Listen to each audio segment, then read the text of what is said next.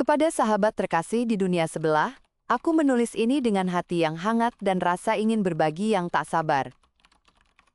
Aku tidak akan berputar-putar, karena aku tahu kamu suka yang langsung ke inti.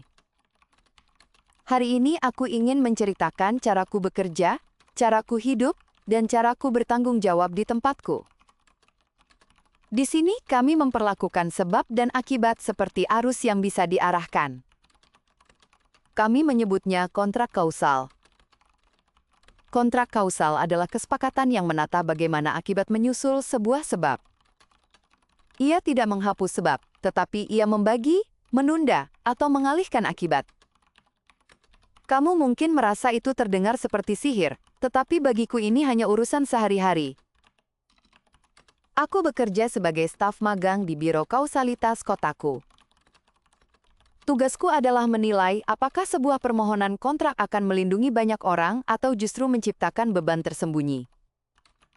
Permohonan itu datang dari keluarga, perusahaan, rumah sakit, sekolah, dan kadang dari orang yang patah hati. Setiap berkas meminta cara baru untuk menanggung beban bersama. Biro kami menilai 3 hal yang selalu sama. Pertama, kami cek siapa yang memegang penanggung akibat jika terjadi lonjakan. Kedua, kami pastikan tidak ada akibat yang dibuang tanpa penanggung.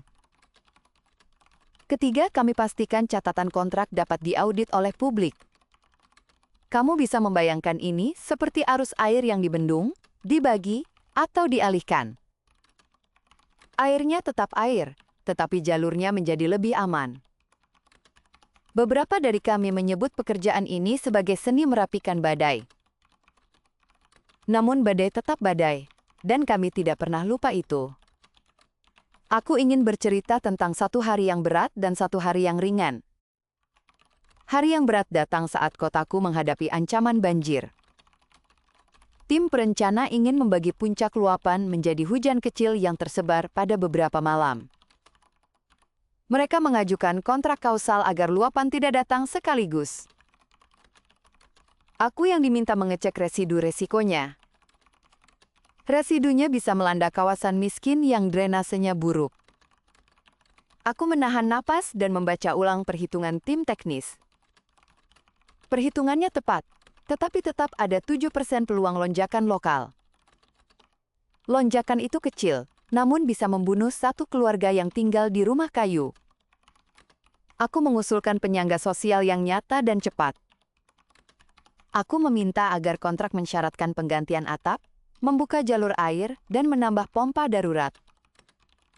Tanpa itu, penyaluran akibat hanyalah memindahkan masalah dari pusat ke pinggir. Komite menyetujui syarat pengaman itu. Kontraknya jadi, banjir besar tidak datang sekaligus.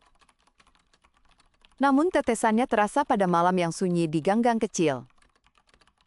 Aku melewati gang itu keesokan paginya, dan aku melihat air hanya setinggi mata kaki. Anak-anak masih bisa menyeberang dengan sandal. Ibu-ibu menyapu lantai dengan sabar. Mereka tidak berteriak, mereka hanya lelah. Aku tahu beban mereka tidak menghilang, hanya berubah bentuk. Itulah mengapa kontrak yang baik selalu mewajibkan kompensasi cepat dan jelas. Kadang orang marah karena mendengar kata kompensasi. Mereka merasa itu artinya uang yang didorong agar semua setuju. Bagiku kompensasi bukan suap, melainkan cara mengakui bahwa beban punya wajah. Wajah itu milik seseorang yang sedang menjemur baju, menjaga anak, dan menghitung sisa beras. Aku menyimpan hari itu dalam pikiranku seperti foto yang tajam. Kini izinkan aku menceritakan hari yang ringan. Seorang mahasiswa datang meminta kontrak untuk presentasinya. Dia takut grogi dan takut salah pilih kata. Ia ingin menunda rasa malu selama 3 hari agar bisa memperbaiki rekaman presentasi yang akan diunggah. Permintaannya terdengar lucu, tetapi ada alasan baik di baliknya. Ia membuat penjelasan untuk adik-adik di desa tentang nutrisi sederhana. Ia takut salah informasi yang bisa membuat orang sakit. Kami menyetujui kontraknya dengan syarat yang bijak. Ia boleh menunda efek rasa malu, tetapi tidak boleh menunda koreksi fakta. Ia juga harus mempublikasikan catatan revisi di tempat yang mudah diakses. 3 hari kemudian ia mengirim rekaman baru. Nada suaranya jelas dan matanya tenang. Aku merasa bahagia untuk orang yang tidak akan sakit karena salah informasi. Pada malam hari, aku menulis diari kecil tentang 2 hal itu. Diari itu berisi kalimat sederhana yang kubaca ulang saat lelah. Kalimatnya adalah bahwa beban terbaik adalah beban yang diakui. Pengakuan bukan berarti menyukai beban. Pengakuan berarti menatapnya tanpa berpaling dan mengajak orang lain menatap bersama. Kamu bertanya, apakah kontrak kausal membuat kami jadi manja? Kadang, ya, kadang tidak. Ada yang menunda permintaan maaf, seperti menunda alarm. Ada yang membagi dampak reputasi seperti mencicil tagihan. Ada yang mengalihkan rasa bersalah pada lembaga amal, dan itu menyakitiku. Rasa bersalah adalah api kecil yang membakar arah jalan kita. Jika api itu dipindahkan seluruhnya, kegelapan akan tumbuh di belakang kita. Karena itu kami mengajarkan etika kausal sejak remaja. Anak-anak belajar menulis janji yang jelas dan ringan. Mereka belajar mengatakan maaf tanpa kontrak saat situasi memang meminta keberanian. Mereka belajar bahwa kontrak adalah alat, bukan tempat bersembunyi. Seorang guru pernah menulis penutup yang indah pada papan tulis sekolahku.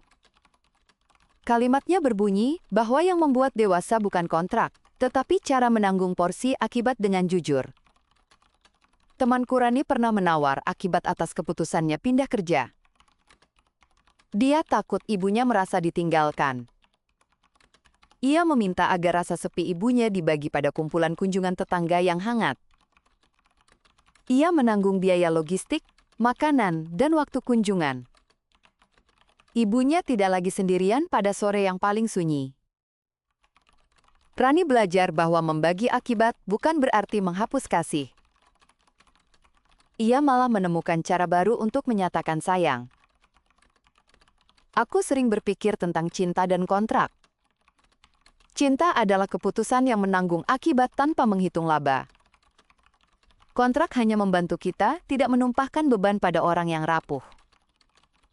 Mungkin kamu ingin tahu aturan tertulis yang paling keras di tempatku. Aturannya adalah tidak boleh menghapus sebab yang sudah terjadi. Kami hanya boleh menata bagaimana akibatnya berjalan.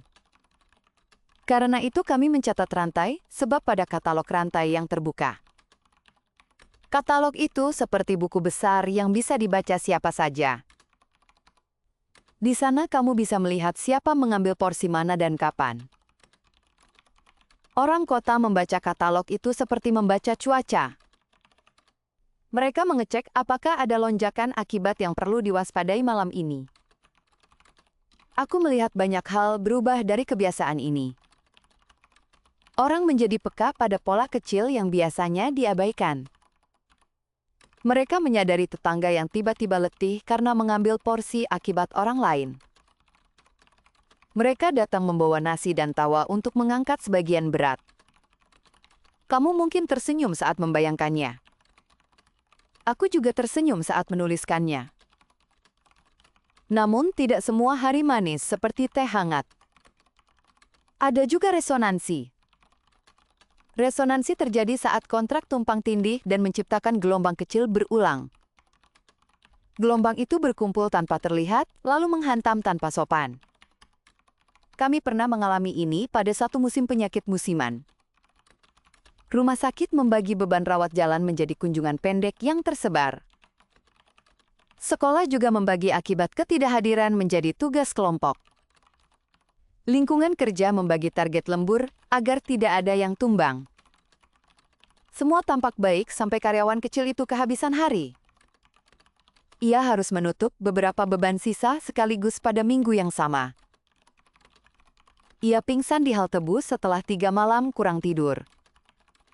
Biro mengaudit pola kontrak pada bulan itu dan kami menyesal. Kami menulis aturan baru tentang batas tumpukan beban. Tidak ada lagi orang kecil yang disapu oleh gelombang tanpa nama. Aku memikirkan orang itu saat hujan pertama turun. Setiap kali aku mendengar titik air di atap kantor, aku mengingatkan diriku tentang ritme. Ritme beban harus memberi jeda agar manusia sempat bernapas.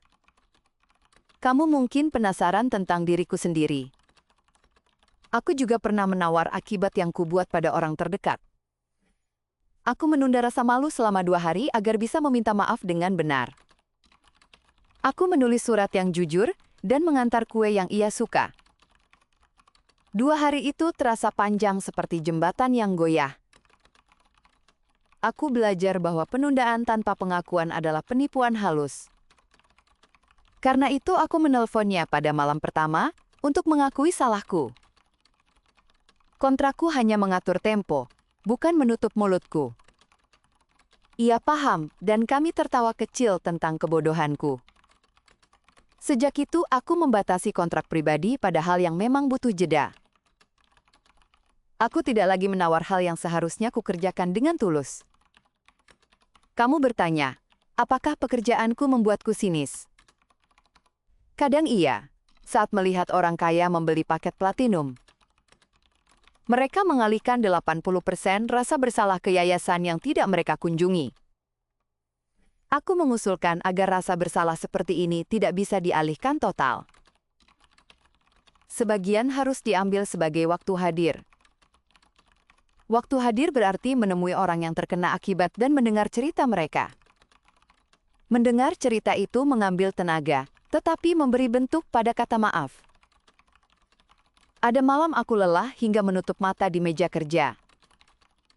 Dalam gelap, aku melihat arus halus yang bergerak seperti garis terang. Garis itu menghubungkan wajah-wajah yang tidak saling kenal. Kadang garisnya rapat dan saling menopang seperti kain tenun. Kadang garisnya putus di antara rumah kosong. Pekerjaanku adalah merajut garis yang renggang. Aku melakukannya dengan pena, angka, dan sapaan singkat di lorong. Aku melakukannya dengan tanda tangan yang tidak tergesa. Di kotaku, tanda tangan adalah janji untuk tidak bersembunyi saat akibat datang. Di rumahku, aku menempelkan catatan kecil di sisi cermin. Catatannya berbunyi bahwa hari ini, aku akan mengambil porsi akibat yang menjadi bagianku. Catatan lain berbunyi bahwa aku akan bertanya pada orang yang tampak menunduk. Pertanyaan kecil bisa membuka pintu untuk beban besar. Kamu mungkin bertanya apakah aku pernah gagal? Ya, aku pernah gagal dalam kontrak kota yang kubilang di awal. Kami menolak kontrak itu karena penyangganya tidak siap. Hujan besar datang seperti tamu yang tidak menunggu. Aku menandatangani garansi pribadi untuk menahan puncak pada radius kecil. Garansi itu menarik sebagian akibat ke arahku. Aku sakit ringan selama beberapa hari, dan pekerjaanku tertunda.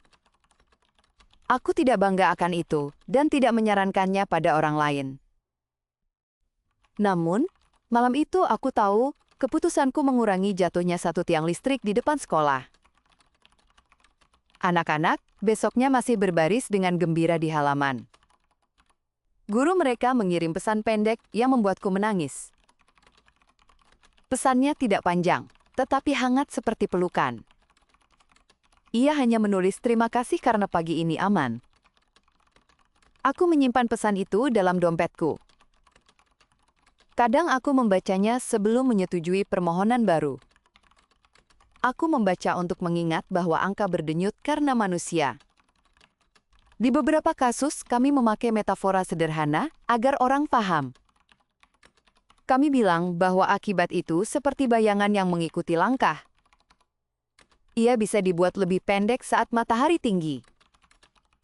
Ia bisa memanjang saat senja. Ia tidak hilang saat lampu padam. Ia hanya menunggu di belakang pintu. Orang kota belajar berjalan dengan bayangan di sampingnya.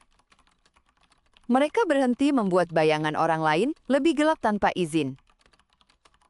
Mereka menulis izin itu dalam kontrak yang jelas. Mereka belajar menanggung bayangannya sendiri saat lampu menyorot. Ada tanya dari seorang penjual roti yang bijak.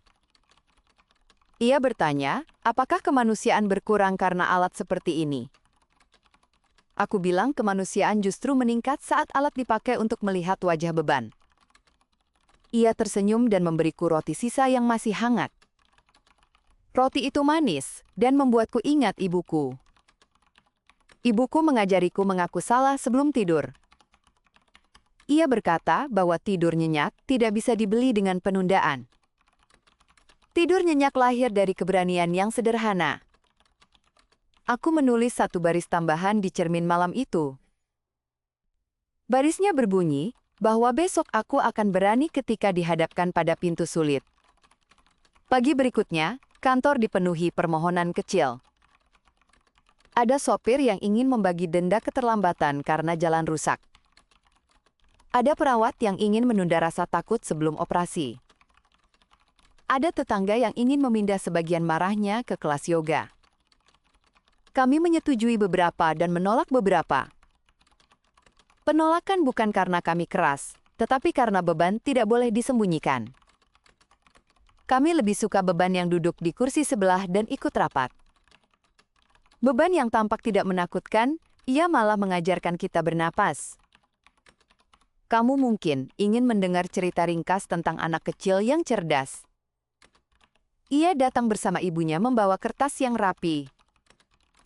Ia ingin menukar akibat kejailan yang ia lakukan di kelas dengan tugas kebun sekolah. Ia menulis rencana kerja mingguan dan jadwal menyiram bunga. Ia menulis cara meminta maaf kepada temannya dengan simpel dan tulus. Kami mengangguk dan belajar dari keseriusannya. Anak itu pulang sambil mengangkat dagu dengan bangga. 3 minggu kemudian, bunga di kebun sekolah mekar di pagi hari. Teman yang dulu ia jahili, kini duduk di bangku rumput di sebelahnya. Mereka berbagi bekal dan cerita tentang planet yang belum dikunjungi. Aku menyadari bahwa kontrak terbaik adalah kontrak yang menumbuhkan sesuatu. Ia menumbuhkan kebiasaan yang lembut dan berani. Ia menumbuhkan rasa hormat pada akibat yang tidak lagi ditakuti. Ia menumbuhkan kesadaran bahwa tindakan kecil membangun jembatan panjang. Kadang aku menutup mata dan mencoba menulis surat untuk diriku di masa depan. Surat itu hanya berisi 3 kalimat pendek. Kalimat pertama berkata, agar aku mengukur beban seperti menakar beras. Kalimat kedua berkata, agar aku menatap mata orang yang lelah. Kalimat ketiga berkata, agar aku pulang dengan hati yang tidak mengeras. Malam ini aku menulis untukmu bukan untuk mengajar, tetapi untuk berbagi kebiasaan. Kebiasaan kami adalah menamai akibat sebelum ia menamai kita. Kebiasaan kami adalah mengundang saksi ketika mengatur arusnya. Kebiasaan kami adalah menutup rapat pintu pelarian yang licin. Mereka menyebut kami birokrat, tetapi kami tahu kami penjaga lampu kecil. Kami menyalakan lampu itu pada tikungan yang licin, agar orang melambat. Kami menulis tanda peringatan yang sederhana dan jujur. Kami menghapus istilah yang memusingkan dan menyisakan kata yang bisa dipeluk. Di kota kami, ada ritual kecil pada akhir bulan. Warga berkumpul di balai dan membaca beberapa kontrak yang menarik pelajaran. Kami tertawa saat ada contoh yang canggung. Kami terdiam saat ada contoh yang menyesakan dada. Kami mengirim makan malam pada yang menanggung porsi terberat bulan itu. Aku selalu duduk di bangku samping, karena suka mendengar dari ujung ruangan. Suara yang paling jauh sering membawa kejujuran yang paling bening. Setelah acara selesai, kami mematikan lampu satu persatu. Kami berjalan pulang dengan langkah yang sama pelannya. Di jalan aku mengirim salam yang tidak bersuara pada tetangga yang menutup jendela. Salam itu berkata bahwa besok pagi, kita mulai lagi dengan hati yang ringan. Kamu mungkin sedang tersenyum kecil sekarang. Aku merasakannya di balik jarak yang tidak bisa ditimbang. Kau dan aku hidup di dua sisi yang berdampingan. Sisi itu dipisahkan oleh halusnya aturan yang tidak sama. Namun kita tetap mengunyah roti yang hangat dan menatap langit yang gelap pada jam yang mirip. Kita sama-sama ingin pulang tanpa rasa bersalah yang menggumpal. Kita sama-sama ingin meminta maaf tanpa bermain kata. Kita sama-sama ingin melindungi anak yang bangun lebih pagi. Jadi, izinkan aku mengirim satu ajakan yang paling sederhana malam ini. Jika suatu hari kamu dihadapkan pada beban yang ingin kamu abaikan, jangan. Duduklah bersama seseorang dan namai beban itu dengan jelas.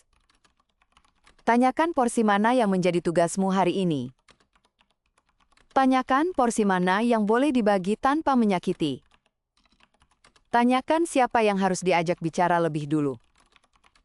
Jika kamu butuh jeda, mintalah jeda yang jujur. Jika kamu butuh saksi, undanglah saksi yang tulus. Jika kamu harus menolak, tolaklah dengan alasan yang menyelamatkan orang paling rapuh. Aku percaya kamu bisa melakukan itu dengan baik. Aku percaya kamu akan baik-baik saja saat pagi datang. Aku percaya bahwa kita bertemu di tengah jalan yang sunyi walau tidak bersentuhan. Tulisan ini panjang dan mungkin basah oleh udara malam. Aku akan menutupnya dengan satu kabar kecil yang hangat. Banjir bulan ini turun sebagai gerimis yang sabar. Kebun sekolah tetap hijau seperti janji yang ditepati. Ibu-ibu menjemur baju dengan candaan yang tipis. Seorang anak memeluk bukunya lebih erat dari kemarin.